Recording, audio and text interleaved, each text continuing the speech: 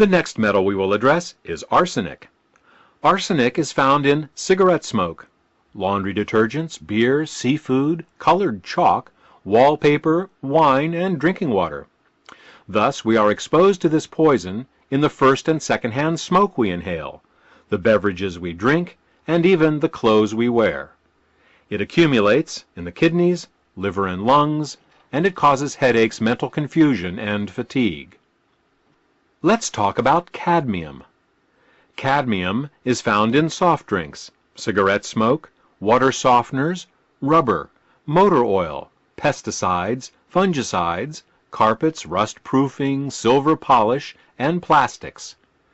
Cadmium accumulates in the kidneys, prostate, and eyes, and can cause fatigue, high blood pressure, hair loss, edema, arthritis, and impotence. The last of the traditional toxic metals we will discuss is uranium.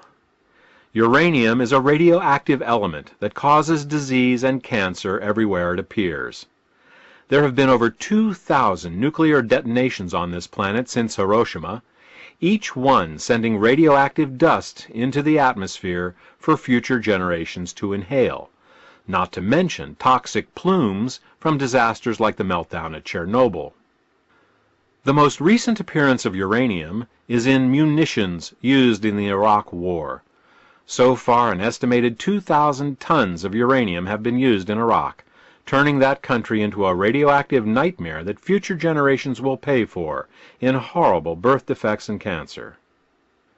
Our soldiers are also breathing this uranium dust in and bringing it back to their families in their bodies and their clothes.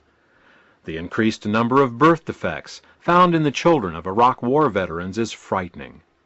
You don't have to be in Iraq, however, to be exposed to the effects of this uranium dust.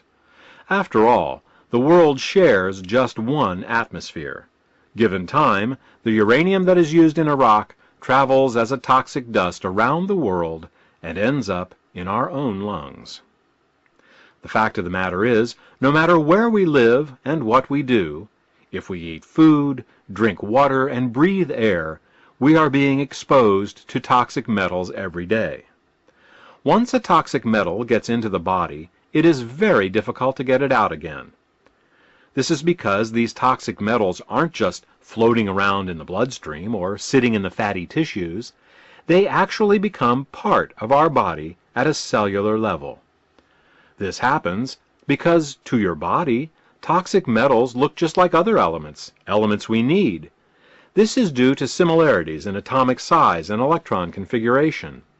Thus, rather than recognizing a toxic metal as a poison and getting rid of it, the body instead tries to use it like a nutritional element, and this is where the problems start. Take mercury, for example. To the body, mercury looks just like the nutritional mineral selenium. Since most people are chronically deficient in selenium, when a molecule of mercury floats by in the bloodstream, the body thinks, "Oh good, some selenium, I need that," and it gobbles it right up.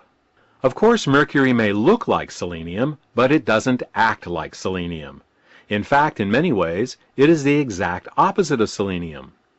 Once the mercury is incorporated into the body, it is free to exert its toxic influence 24 hours a day, generating free radicals, melting nerves, and suppressing immune function.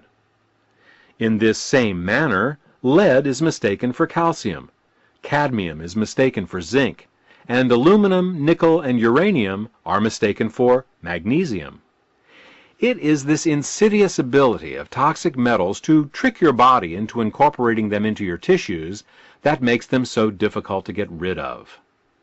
All right, we've covered the traditional toxic metals. Now